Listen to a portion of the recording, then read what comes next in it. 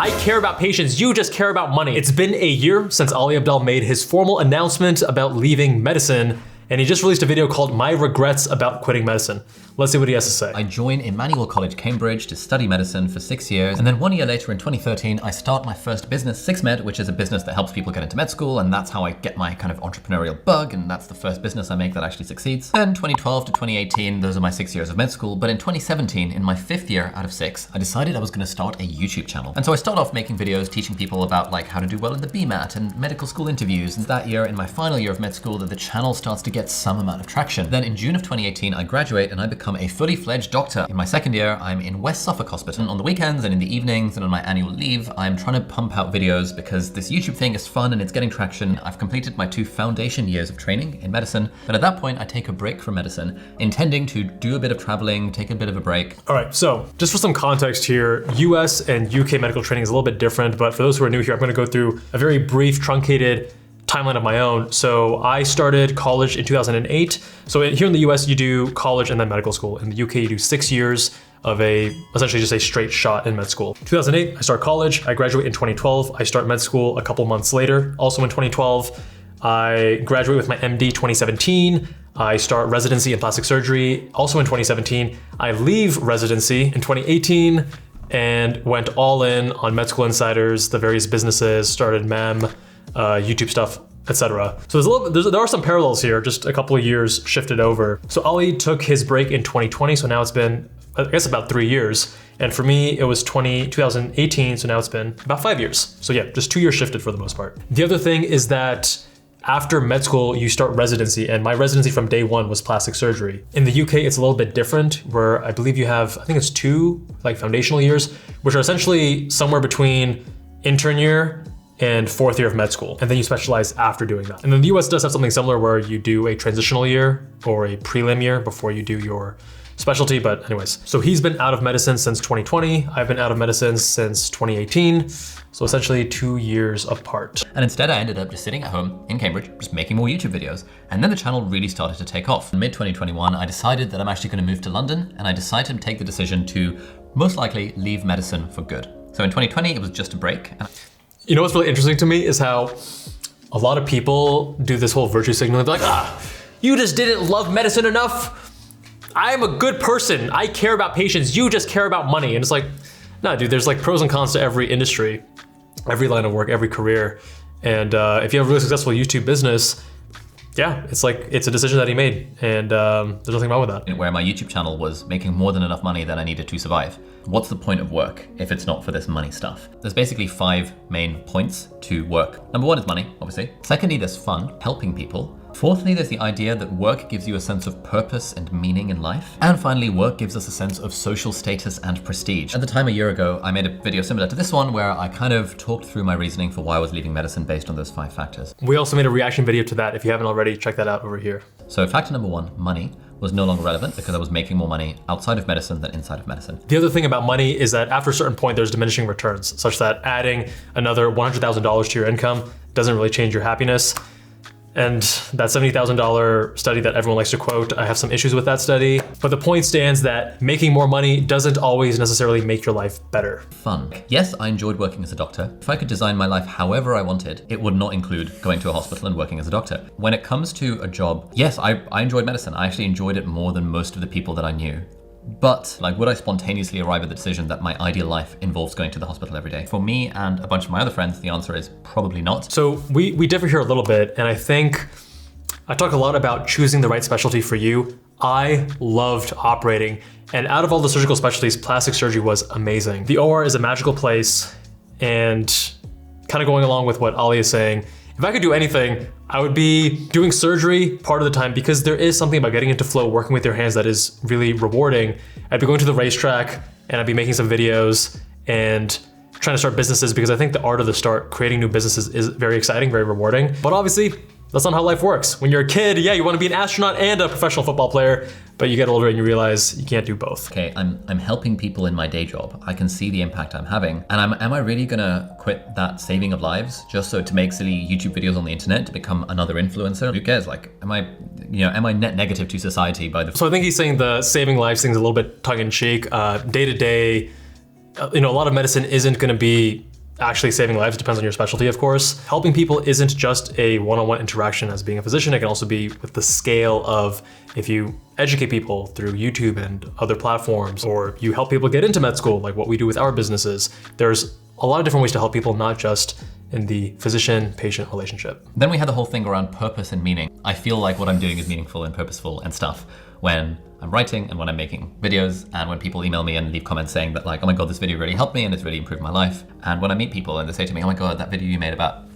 overcoming imposter syndrome really helped me get a raise at my job because I took a risk.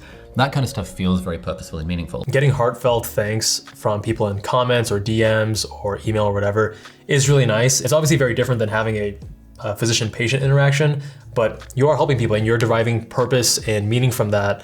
One thing for me too is just the excitement of seeing growth in myself and challenging myself and overcoming obstacles and starting a new business. And there's a lot of excitement there. And I'm not sure if that's quite like purpose or meaning, but I love that side of entrepreneurship. I didn't want my decision of what career I do or what career I continue to do to be based on the idea of like, I'm wedded to the social status and the prestige attached to being a doctor.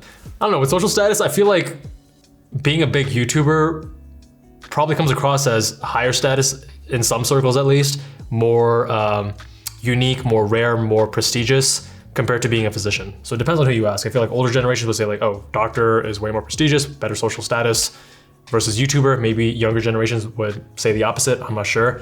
But yeah, regardless, not a good reason to choose one career over another. Let's start with money. This thing pays a lot better than medicine does. When I was working as a doctor, I was earning maybe £40,000 a year. Had I continued to specialize and continued to work in the UK as a fully qualified consultant, I would be earning around about £100,000 a year from the age of about 34 onwards. So like 6-7 years down the line after specializing, I'd be earning about 100K. Okay, just for context, in the US, so let's say plastic surgery, you are making between, let's say 55, well actually when I was in it, maybe like 50 to 65K per year. You make maybe 2K more each year in residency. So your first year residency, you make 50, then maybe 52, 54, etc. And it's a 6-year residency. And then after that, the average plastic surgeon, not starting, but in their career makes around $500,000 per year. So you'd be making less than that when you first start, but over the course of your career, you're probably making 500 or a little bit more.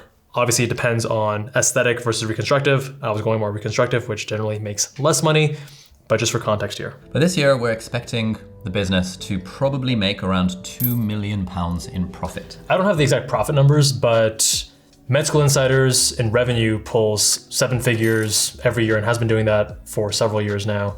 And MEM doesn't pull in 7 figures yet in revenue, but the profit margins on MEM, which is my other company, are very, very high because it's a SaaS. So just for context.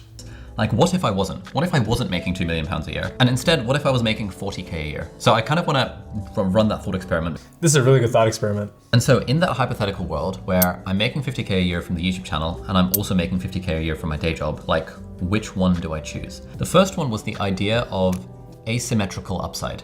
You know, if you quit your job to do something that's a bit more risky, like start a business or start a YouTube channel or write a book or, you know, all that kind of stuff, then there's more risk, but there's potentially more reward in that thing as well. Like this YouTube channel and the business around it has succeeded way beyond my wildest dreams.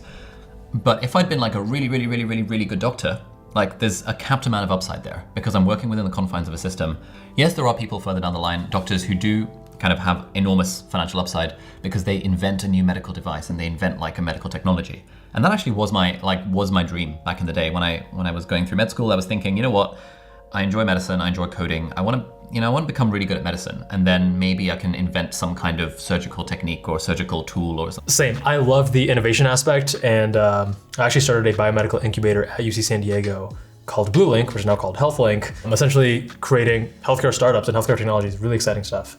Worst case scenario, you just go back and get another job.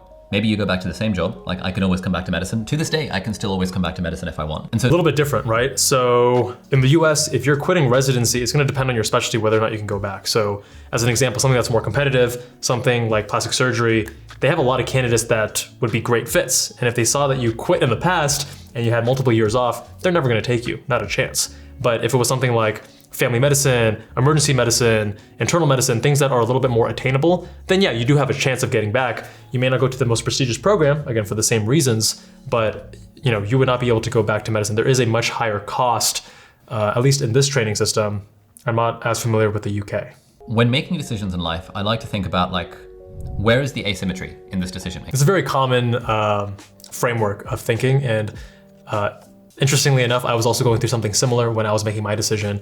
So if you can find an asymmetrical upside, oftentimes, not always, but oftentimes that's going to be worth it. And as humans, we have a very strong loss aversion. And we also have a lot of fear in general. So sometimes when our heart may want to do something, the logical side of us is going to say, oh no, it's not worth it. We're just going to try to argue against it because of the fear-based reasoning. It's like, well, if it goes really well, then it goes really well. And if it doesn't, and provided you've got enough money to survive, you just get another job. But again, keep in mind, what is the downside for you? So again, if you are in the US in a more competitive specialty, it is going to be a lot harder for you to go back to that specialty. Maybe you're going to have to go back to family medicine, emergency medicine, anesthesia, something else, rather than dermatology or plastic surgery or whatever it is that you want to do. And the second way that I was thinking about this was in terms of regret minimization. Dude, this is like how funny that a lot of these things that I was thinking years ago are coming up here as well. Regret minimization framework, Jeff Bezos, the famous story, the rocking chair test. What would he regret more? Either quitting his Wall Street job or, trying to partake in this thing called the internet, which will probably be big one day. We all know how that went. Would I regret? I really regret taking a year out of medicine to kind of try and take my YouTube channel seriously. Would I really be thinking, damn, I really wish I'd given another year of service to the National Health Service? Or would I be thinking, you know what, I'm really glad I took that year out. It didn't work out, but I gave it a go. I learned so much, I put myself out there. At least I gave it a go. At least I tried, and now I'm not like dying filled with regret. My thought process was similar, but a bit different. I also knew that I would regret not ever trying. It's like the risky thing, you're betting on yourself. It's a more unique and N of one kind of decision and path versus the more tried and true, just follow the path. It's been laid before you and you'll end up in this situation. A lot of certainty there. But what was different is that if I failed, I was not going to go back to any other specialty. I wouldn't go back to anesthesia. I wouldn't go back to emergency medicine. I wouldn't go back to family medicine. It was plastic surgery or bust.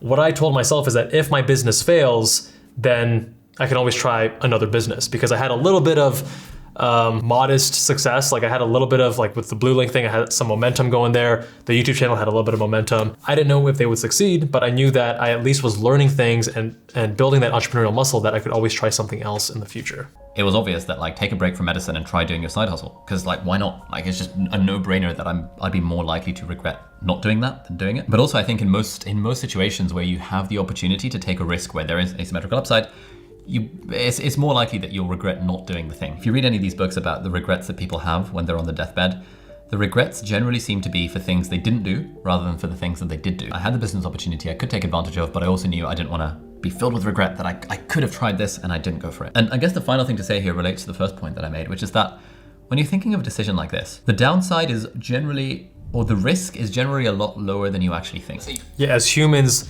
we, again, with loss aversion and negativity bias, we overestimate how bad things are going to be, and we underestimate our resilience. And it's just, keep that in mind. And sometimes when I did this fear setting exercise, which I made a video about why I quit plastic surgery, like my decision. When you write things out and the words are staring back at you, it's a lot easier to be at least somewhat more objective. Let's say you have a 50K job and you imagine kind of taking the risk and quitting that job and doing your own thing. You're kind of imagining that being a 50K risk, but it's not a 50K risk. Like, again, assuming you have enough money to be able to, enough savings to be able to survive and to feed your family. Like all of that aside, like that's obviously a given. So yeah, people definitely have a valid point when they say, hey, if you don't have family support, etc. But what I will say, sometimes that helps put a fire under your butt. Like I did not have a fallback plan. I was fortunate that I could crash at my mom's place, but I didn't have the luxury of really financial assistance or being like, hey, if things don't work out, then it's okay, I'm set. Like it was sink or swim. And I think that can actually be used as an advantage because it puts a fire under your butt and you may surprise yourself how much harder you're actually willing to work. The risk is just like, what is the next best job I could just get fairly easily? Like let's say you're making 50K a year and you quit your job. Maybe you couldn't just go back at that level of consulting firm or wherever you're working, making 50K a year, but maybe you could get another job that pays 40K. Great. Now you've just walked into a job that pays 40K rather than 50K. So the risk you've taken is basically just a 10K risk, which is the difference between how much you were earning and how much you are earning in the job that you could theoretically walk into.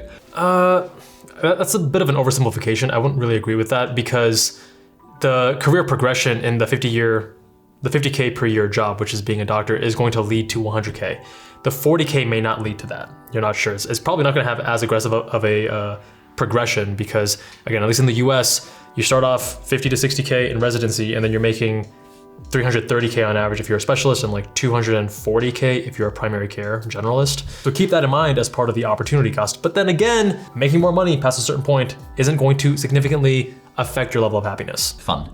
Now, again, as I said, I actually did quite enjoy my job as a doctor, but I didn't enjoy it to the point that I would look forward to going to work. But in the last 2 years since I've been, I guess, quote, full-time on this YouTube stuff, I actually have looked forward to going to work. And I just love it. Like, I just cannot wait to get seated on my desk or like take my laptop out and start working on this thing because it's just so fun. I feel kind of sad in the sense that if I had continued with that mindset that, oh, work's not supposed to be fun. Like, you can't possibly look forward to going to work on a Monday because that's just weird. If I had thought that that was the only way to live in a job, I might have spent, I don't know, 80,000 hours of my life, like the time that we spend at work, potentially doing something that I actually wasn't particularly satisfied or fulfilled by, but I would have convinced myself that this is just what a job is. No, actually I wonder how different is the experience between surgery and non-surgical specialties? Because the reason I bring that up is I have some friends who did internal medicine, one's doing cardiology now, and a lot of them talk about medicine like it is a job and it's not as magical as they might have thought of when they were younger. But then there's a lot of people who are in surgery that just like love it, right? And some of them have left, like me. And even in the interview between ZDogg MD and Peter Attia, when Peter is talking about him leaving general surgery residency, he talks about how he loved it and yet how it was also really tough on his body and like the sleep deprivation and all those things. So it's almost like Stockholm syndrome. And I felt the same way where now that I'm out, I have so much appreciation for my health is like phenomenal. I'm sleeping 7 to 8 hours every night. I'm able to exercise 7 days a week. But there is something particularly captivating about being in the OR, about doing surgery. Maybe there isn't, I don't know, just the thought that came up watching this and then thinking through the pattern recognition. When I was in medical school and building my first company, I would look forward to when lectures finished and I could go home and tinker on the website or tinker with the course materials or sort out some like... I can relate to that. Some like automations with like Google Sheets. Like that was always the stuff that just like really fired me up. I wonder if Ali is a bit more prone to that than the average person. I think that he can see maybe a lot of good and a lot of fun in what he's doing. And I'm not sure if everyone's like that. For me, as an example, I love variety. I love doing new things. Like the art of the starting new companies is so invigorating. And then growing them is also fun, but it's not quite that same level of like, oh my God, I don't even want to sleep. I just want to like, I'll close my eyes for 3 hours, but I want to wake up and just like get back to this because I just love it so much. The newest project that's sparking that in me, that's keeping me up, causing me to lose sleep because I'm just so excited and so obsessed with it is my newest YouTube channel, which is called Abdaal and Cars. You can check it out right there. And so when people sometimes ask me, it's like, hey, do you regret leaving medicine? Do you regret like the enjoyment of the job? I get that question a lot too. I'm always like, no, I really don't. Like, I did enjoy the job, but like, it's absolutely nothing compared to when I'm doing my own thing. There was one aspect that I used to miss, which was kind of the colleagues. Like, one of the best parts about medicine is the banter that you get with the coworkers and the other doctors and the nurses, and it is genuinely fun talking to patients, especially when they're nice. But now that I have my own team and I work with people in person, I've never regretted my decision, but I do miss two things. Number one is the operating room and actually operating because you are able to get into a flow state a lot more easily. And then the second thing is the camaraderie in the operating room. Compared to other parts in the hospital, the operating room is a little bit different. And if you know, you know. Since post-pandemic, obviously working with people in real life now, it's fantastic. And I really enjoy the vibes we have with the team. So I don't regret anything on that front. And yeah, it's not 100% roses all the time. Sometimes, when it comes to filming a video, it's a sponsored video. I'm like, oh, I really don't feel like it. But so this isn't me saying, oh my God, my life is absolutely perfect. Everyone quit your job to become a YouTuber, because there are aspects of it that do feel like work. But the cool thing about owning your business, whether it's YouTube based, whether it's something else, is that at the beginning, you're gonna have to be doing a lot of things yourself.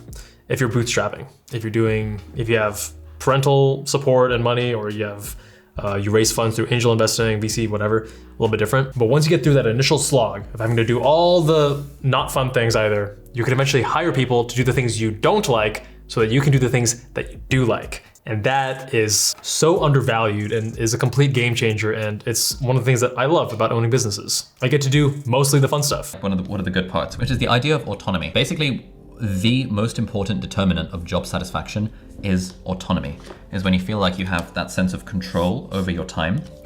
and over what you're doing and over how you're doing it. Now in medicine, like had I stuck to it a bit longer, had I kind of become a specialist in whatever field, I would have had more autonomy. I would have had more of an ability to like actually decide what the plan is. Whereas as a junior doctor, you kind of don't have that much autonomy. You're sort of just following orders. You know, there's ways of showing initiative and stuff, but broadly, you don't have autonomy over what you're doing. You do have autonomy over how you're doing it. The other thing about the autonomy when you are fully trained, so in the US, we call it being an attending versus being a resident. As an attending, you do have much more autonomy, especially if you do private practice. If you're working for a hospital group, then there's usually a little bit more bureaucracy and red tape and whatnot. But the key thing to keep in mind is even with the autonomy, at least in surgery, you can't really take so much time off because your patients are gonna need you. Even if you have a small group practice, you're sharing call with the other attending physician, the other surgeon. It's not like you can just say, all right, I'm gonna peace out for 3 months. Again, it depends on the specialty. Emergency medicine, as an example, is just shift work. You're not seeing patients longitudinally, so it's a little bit different. But keep that in mind. You do get a lot more autonomy with entrepreneurship because I mean, at least for me right now, I could work anywhere in the world, whenever I want, however I want. And depending on what your business is, you can take 1 month, 3 months, 6 months off if you really desired. You have to turn up to work every day, like whether you feel like it or not. It's not even a question like, I don't feel like going to work today. And what I was pointing to is also very much the distinction between passive income and active income and using leverage. So, I mean, maybe we'll get more into that later on. Thing is the fact that I now have autonomy over my time. I can basically do what I want when I want. I can wake up whenever I want. I can go for lunch at whatever time, meet up with friends for coffee. Like I was in Bali last week for the last 10 days working from there, from my laptop. I have autonomy over all of these things. I did a 6-week trip through Asia in 2019, right before moving to Las Vegas, and couldn't do that if I was still in medicine. I was doing a lot of work during that trip because again, this was early on in the business. This was the first year after I had left. And by the way, in my older videos, when I'm sitting in the backyard, that's because I was at my mom's house in the backyard because my bedroom was so tiny, like you could barely fit a desk and a mattress in there. So I couldn't really film in the room. Fun little fact. But yeah, the autonomy and being able to travel is phenomenal. I have autonomy. I have autonomy in a way that I didn't have in my previous life. And that is just, until you've experienced it, it's just so hard to appreciate just how amazing it is when you can just control everything about your life and no one's like telling you what to do in the context of a job. It took me 2 years, or maybe even a little bit more than 2 years, for it to not feel weird that I didn't have to wake up on a weekday or sometimes even on a weekend and be someplace. And I remember talking to my entrepreneurial friends and being like, guys, don't you think it feels kind of weird? Like, do you get used to it? And they're like, yeah. At the beginning, it feels very bizarre, but eventually you adjust and then this becomes the new normal. And it's a great new normal. Point number one in the sort of bad things is the idea of career anxiety. Now, one of the nice things about medicine is that it gives you a very clear and very certain career path. And there's like a little bit of like kind of massaging along the way, depending on what you want to do. A lot of people who do choose medicine are risk averse and they like the certainty because there is that very clear path. You work hard, you do X, Y, and Z, and you're going to end up in this position. Very clear. You have a job for the rest of your life. You're basically guaranteed an income for the rest of your life. Training. Very stable job. You make a upper middle class income. When you apply for specialty training, at least in the UK, or if you apply to residency in the US, you know where you're going to be. A very like kind of step-by-step-y type career path, which is super nice. This is one of the things I think about that I genuinely do miss about medicine. Like I've had so many more kind of existential crises around like, what am I doing with my career? What am I doing with my life since leaving medicine than I did while I was still in it. Since leaving medicine and kind of going on this more pathless path. Like this is really a pathless path. There is no path. You just have to kind of make it up as you go along. And becoming comfortable with uncertainty is something that I'm still kind of struggling with a little bit. And it's something that I think I'm definitely getting better at over time. It kind of depends on how you view it though, right? So to me, it hasn't really been a source of anxiety. It's more of a source of excitement and like, it's so cool having an open path in front, or rather no path in front and then charting my own. And I think part of that is exciting, but I wonder if part of the issue that Ali faces is that his brand is very much focused around him. So it's hard for him to step away from it. And in the future, can he ever step away from it, right? One of the things to keep in mind if you are starting your own entrepreneurial journey is, do you want to have a brand, a business that can operate without you? Or are you gonna be the face of that business and the business relies on you constantly putting out videos or talking to the camera, putting out courses, et cetera, et cetera? I would fear that if I was in that camp, where if Med School Insiders was like my face and all about me and all that stuff, and I had to keep delivering, that it would essentially make me feel trapped eventually. And I hate that feeling of being trapped because I like the optionality. I like being able to say, hey, maybe in 5, 10, 15, 20 years, I don't know when, but at some point, yeah, I don't know if I will still be doing Med School Insiders in the same way that I am now. One of the cool things about having a business that has a brand that doesn't revolve around you is that your relationship and your involvement with that business is anything you want it to be. So for Med School Insiders, as an example, maybe in 5 years, I'm just an advisor and the business more or less runs itself and my hourly commitment is much lower than it is now. But if the brand revolves around you, then it's a lot harder to actually take a step away and change your relationship, change your involvement with that. Is recognizing that, hey, it's actually okay. I don't need to worry too much about what I'm doing with my career. I can approach it with a sense of wonder and curiosity. If I was only making the same amount of money from this that I was in medicine, or even making less, I would be feeling this career anxiety quite a lot. I would be feeling like, oh my God, like all my friends, they're in very stable jobs. And I used to feel a lot of that when I was younger. I felt that adults just had everything figured out and their life was so put together and they had so much certainty and confidence about all these things. And then once you get older, once you get to your mid to late 20s, and now I'm in my early 30s, you realize that everyone is just falling forward. They're just stumbling about, trying to figure it out one day at a time. And that, for at least me, has given me a lot of peace. And it makes you realize that when you feel uncertainty or doubt, totally normal. You know, there's a cushy job that's very certain that I could just go back into. Or do I want to continue down this uncertain path where I'm kind of making stuff up as I go along and I don't really know what my income is going to look like next month or next year or 3 years from now? You have to keep in mind survivorship bias. The stories you hear are mostly those who have left the path and now they are successful. Ali being one of them. For myself as well, if I was really struggling, I probably would have more regrets. I probably would question my decision. That's just the nature of things. When I left, I was very confident in the business model. I was very confident in the various things we were doing. And I'm fortunate that it worked out. I like to think that if it didn't work out, I would have just bounced back and been really happy and had no regrets. But I don't actually know that because I didn't live that life. But that also brings another point up, which is that, and I say this a lot on both channels, reality is more in your perception than in the actual events. So the same exact event can be experienced by two people and they can have two completely different interpretations of that event. And that's not to belittle, trauma and bad things happening to people, but so much of your reality is really based on your self-talk, your perception, how you choose to view the world and the stories you tell yourself. Fear of what happens if the business just dies. It's almost like being an athlete where you have a few years in the limelight. It's being an athlete, but less cool. You have a few years in the limelight where you can really kind of try and do your thing. And then once you're past your prime, you become a has-been, no one cares about you anymore, your views dwindle, your subscribers people start to unsubscribe, the revenue starts to fall, and you start to feel like it's the beginning of the end.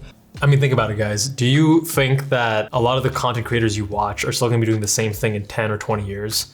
Probably not. It's probably gonna be a lot shorter than that, their actual limelight. Some of them are gonna have greater longevity than others. I feel like Ali Abdaal's brand is gonna have good longevity, but that's why if you do choose the entrepreneurial route, I think, well, there's two things. Number one, you're gonna learn a lot of skills that will make you marketable. So worst case, the business goes under, you can always find another position where you can use a lot of those skills that you have developed from building your entrepreneurial skill set. And number two, there's a lot of value in building robustness and even some anti-fragility into your business so that if YouTube bans your channel or whatever, that your whole business doesn't go under. Honestly, I think about this a lot. Like I look at I sometimes over obsess about my view counts. I used to do the same thing, probably in the first 2 years of the YouTube channel. I think there's some utility in paying close attention to your analytics and learning from them. I would have some friendly competition with my other friends who are YouTubers and similar niches, and you want to grow faster and you want to have a better subscribe to view count ratio and all these things. We grew really fast in that first year. I was very proud of that. But after the first year or so, we hit 200,000 subs after 11 months. We stopped caring about YouTube channel growth, and then we started shifting more towards what is going to help the business. So what is going to drive people to the website rather than what's going to drive view count and subscriber count. So it's a very, very different thing to optimize for. And at that point, I stopped caring as much. And I think I was a lot happier actually, and not feeling the stress of ooh, this video didn't perform well. Now I'm okay, I'm gonna release a video about Casper. I know it's gonna tank on the Med School Insiders channel, but that's not the point. To be honest, these days I actually don't look at it at all. I've actively made the choice to not look at the analytics because I don't care. Yeah, that's good. When you get to the point of not really caring about the analytics and just doing it for the sake of doing it, I think you're gonna be in a much happier place. Actually, let me correct that.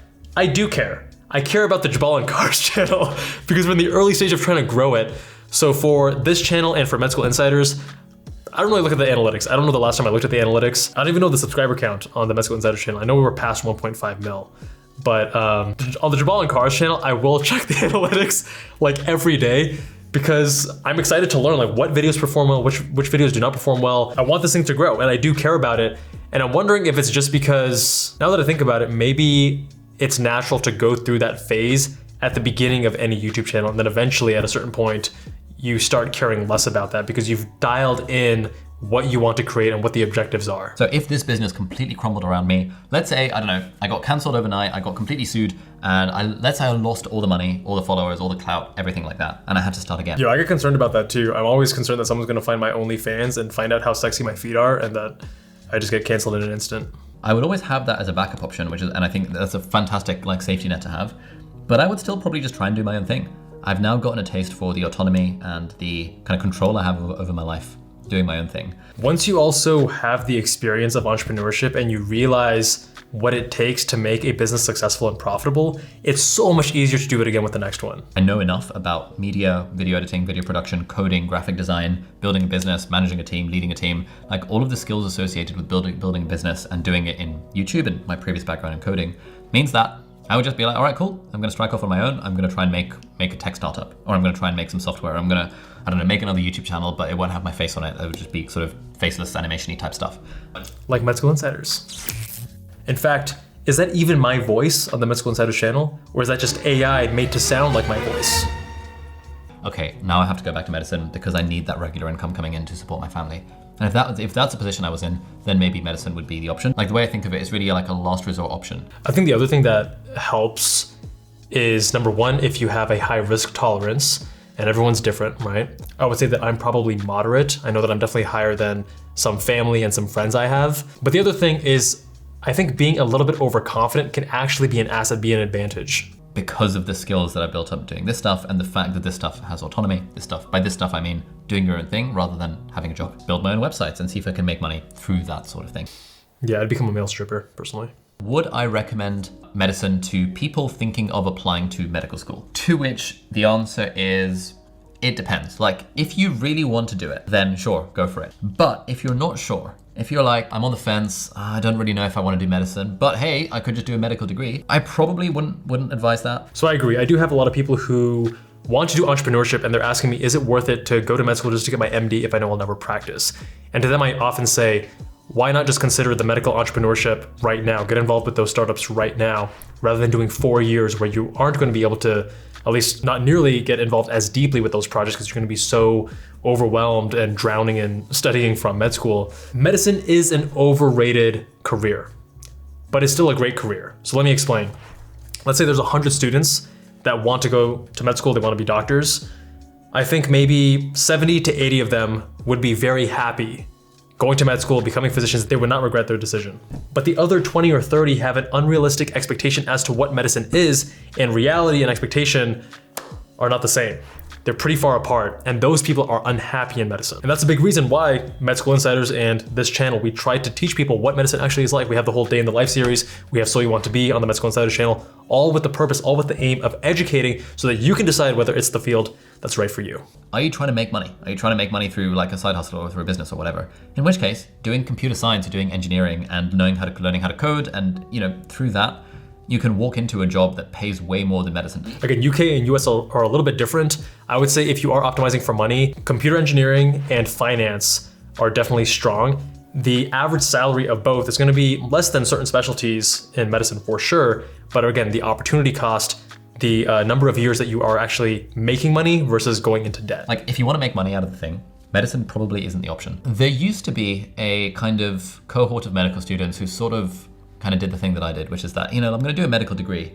And then after my medical degree, I'm going to not practice as a doctor, or I'm going to quit while I'm a doctor because then I'll be able to get a job at McKinsey or a consulting firm or get a job at Google or whatever. And this used to be a thing about like 5 years ago, like where as a doctor, you could quit medicine and you could walk into a different kind of job because the doctors were like, oh shit, you're a doctor, you're cool. Like, yes, we'll take you. These days, I have friends applying to management consulting jobs as medics, and they tell me that it's really not like that anymore. It's actually really hard to get in because loads of doctors, at least in the UK, are leaving medicine and thinking, I'm going to apply to consulting. Like, that's the thing that I want. I would guess that a big reason, I don't actually know what the rates are in terms of how many people are leaving medicine in the US versus in the UK, But if he's saying that it's getting so saturated that it's hard to find consulting jobs, I would think that part of that is because the fully trained physician in the UK makes substantially less than the fully trained physician in the US. So the opportunity cost equation actually shifts a little bit there.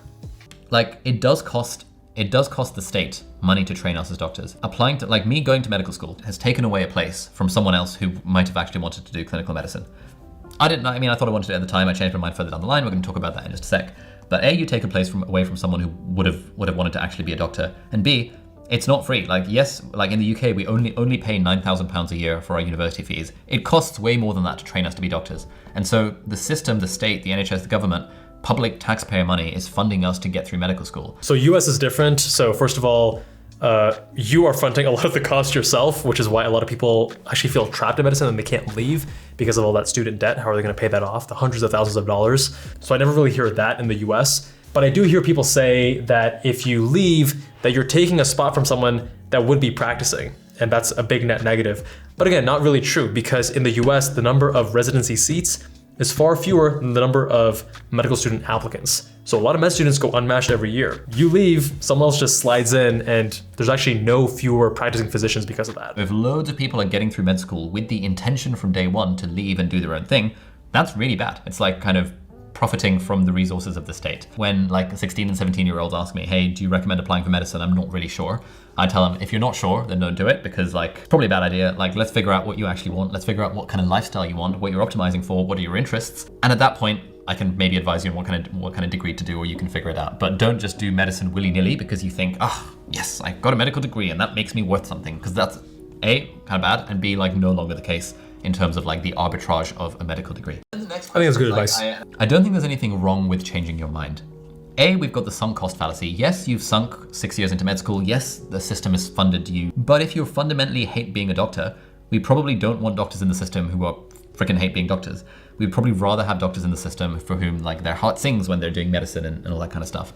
And also, I think just generally, I am a fan of individual liberties, and you shouldn't force yourself to do a thing just because you decided at age 16 that you wanted to do the thing. The other thing here is to keep in mind, grass is always greener. People will oftentimes romanticize entrepreneurship and all these other things because they see the survivorship bias, those few that are really killing it. And then number two, if you don't like medicine, consider changing specialties. And again, that depends on your level of training and what additional training you would need to do. And number two, consider changing the practice setting. So let's say you're an attending and you're in academia. What about doing community? What about joining a group?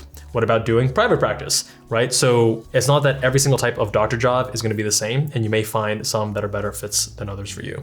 Until I realized, hang on, I now have this extra option and maybe I don't want to do it anymore. And I think that's okay. Yes, it's not ideal. It's not ideal that the state has wasted however much money funding me to be a doctor, and then I've not practiced in clinical medicine. But I am not going to sacrifice my own life, my own kind of career happiness and fulfillment for the sake of, hey, the government has has put some amount of money into my education, therefore I feel compelled to continue this thing which I decided to do 10 years ago, but I don't enjoy anymore. So I think it's totally fine to change your mind. This is the part where the virtue signalers come out and they start saying how they're such good people that they would never do that, and that Ali must be a bad person for doing so. Obviously, Ali's not a bad person for doing so. Philosophically speaking, it's totally okay to change your mind. Like, my general advice to people is don't feel like you have to continue doing a thing that you hate because you committed to doing it 10 years ago. Like, that's just dumb. Like, it's your life. It's your responsibility to make decisions with your life that help you build a life that you love. And if building a life you love means that not doing this thing that you freaking hate as your day job, then don't do the thing you hate as your day job. But let's talk about it practically speaking. Practically speaking, it's really hard to quit your job and just do another thing because you need to make money. Like, we all need to make money to survive. But if you're like, I'm going to quit my job and start doing a thing and it's going to start making money from day one, that's really hard to do.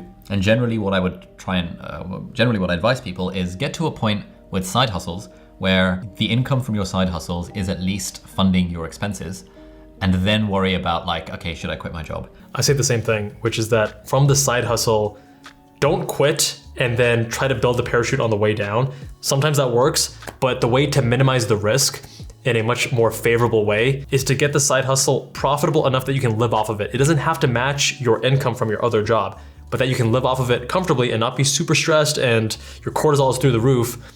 That is when you can consider, okay, should I take the leap and now go full time on this? Do this, because what you can do is you can work part-time as a locum. And as long as I can just work, and I want to just work the minimum amount of days possible to get to that point. Fair play to you if that's how you want to live life. Willy-nilly, I'm just going to quit my job and do my side hustle. probably not what I'd recommend. I'd recommend trying to get to a point where at least your living expenses are covered for at least a few months before trying to make that particular leap. Do you recommend being a creator as a career path? Because it seems like loads of kids are wanting to be creators when they leave school. To which my answer is hell no.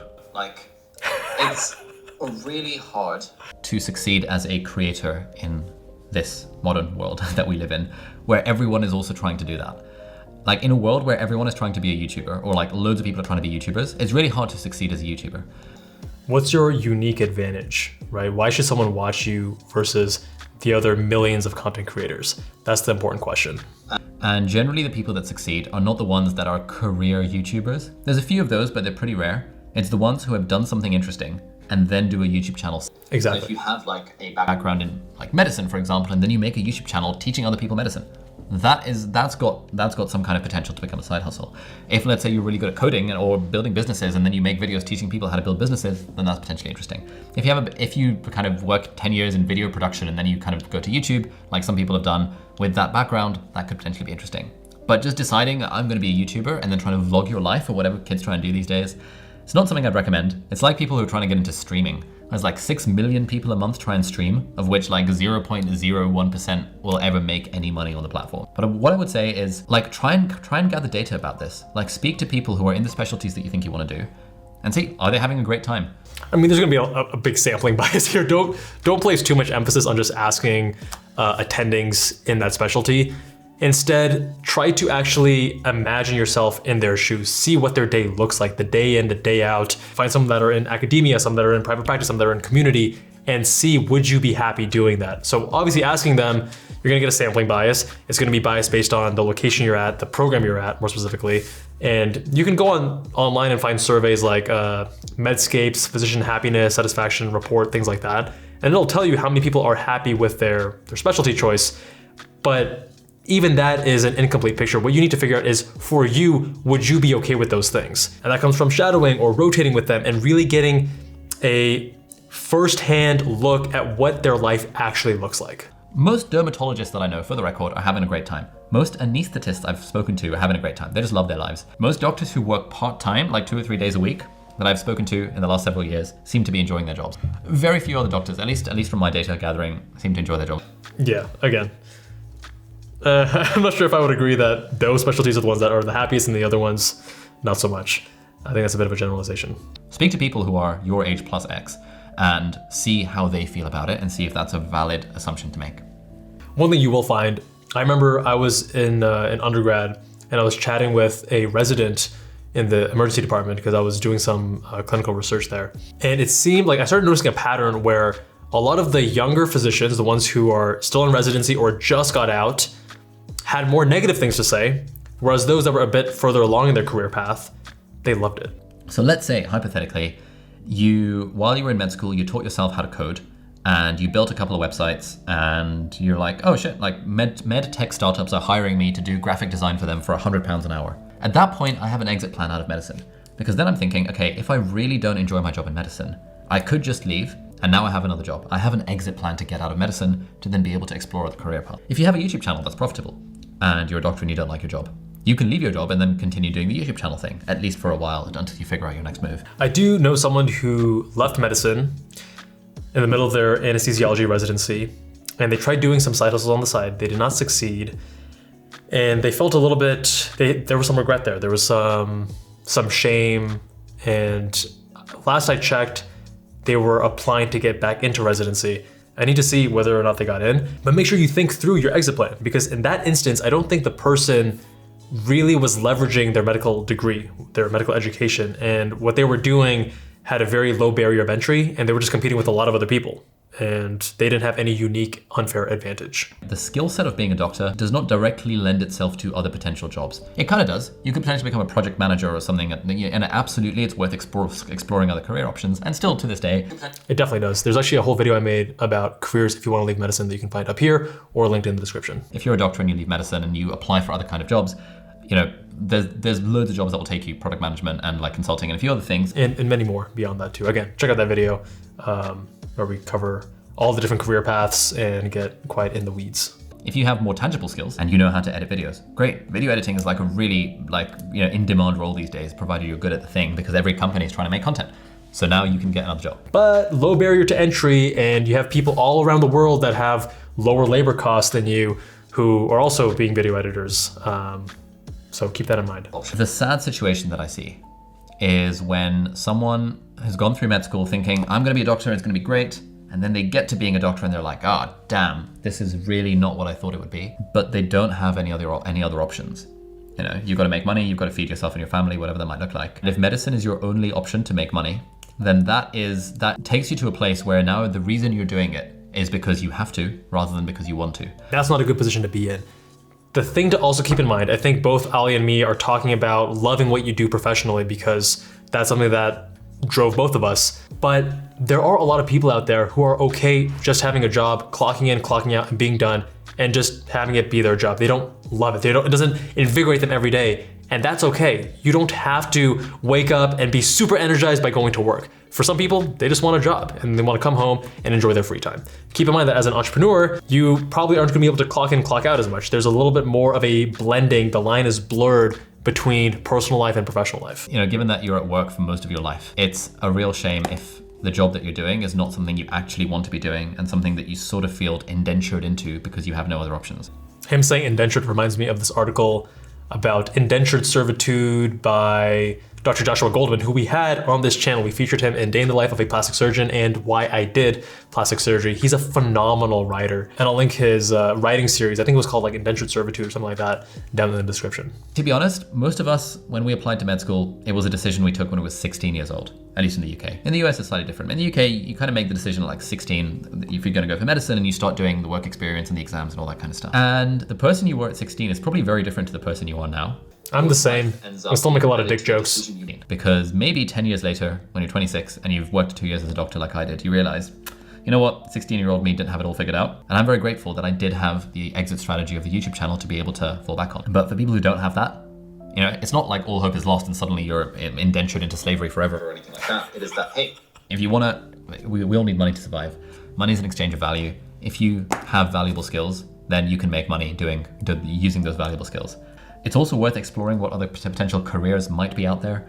Like, you know, consulting and like banking and stuff are the obvious ones, but there's loads of jobs out there. Like if you just look at any jobs board, go to any careers fair, you will see just how many different options there are. The tragic thing that I sometimes see is but there's a bit of an attitude among some medics that's like, fairly like defeatist. It's like, you know, I've been like, the only thing I can do is medicine. Like I have no other options in life. All I can do is medicine and I don't enjoy my job and I'm kind of screwed. And that's not true. Like there are always options out there. I see that a lot in the US. And I think a big reason why it's so prominent in the US is because of the overwhelming student loans. $300,000 of student loans. How are you gonna pay that off? There are so many jobs out there that will pay just as much, if not more than medicine does, or even slightly less than medicine does. But hey, if you're taking a bit of a pay cut and you can still survive and you're enjoying your job, isn't that a pay cut worth taking? Especially with the advent of the internet, there are so many ways to make money on the internet, like side hustle ideas and stuff. And I think it's really sad when medics convince themselves that they can't do anything else other than medicine. And they can't learn anything else other than medicine. You can't teach an old dog new tricks or any of that kind of stuff. The older we get, the more we get entrenched in our identities and we're like, oh, I'm a doctor. Oh, I'm a computer programmer and I can only do these things. And you just think back to like, when you were 16, 18, 20, you had so much more flexibility. You weren't so entrenched in your identity and you were more agile in being able to change directions and adapt. And I don't know about you, but I feel a lot smarter and more capable now than I was at 18 or 20. So if your 18 or 20-year-old self could do it, then you certainly could do it today. You can teach yourself skills, and the skills give you optionality, and optionality lets you unlock this idea of building a life that you love. Because yeah, we don't want to be in a place where the thing that you're doing for your day job is a thing that ultimately you freaking hate. And that is a position that a lot of, quite a few doctors that I know are in that position. All right, guys, that was a long one. Let me know what you think. Anything else that I missed? Anything else you want to add? Let me know with a comment down below. Much love, my friends, and I'll see you guys in that next one.